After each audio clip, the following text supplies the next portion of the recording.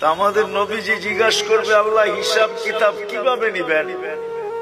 আল্লাহ বলে, সবারটা যেরকম নিব এরকমই নিব। আমাদের নবীজি বলবে, যদি সবার সামনে আমার উম্মতের হিসাব কিতাব নেন, তাইলে তো আমি তো লজ্জিত হয়ে যাব, কেননা আমার উম্মত তো দুনিয়াতে গুনাহ করছে, আমি তো লজ্জায় পড়ে যাব। আল্লাহ জিজ্ঞাসা করবে, তাইলে কিভাবে নিব? তো নবীজি বলবেন যে আমাকে নিতে দেন, আমি আলাদা ভাবে নেই।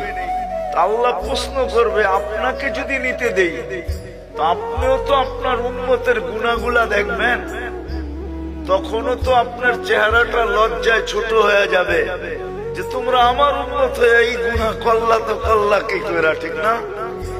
সত্য তো?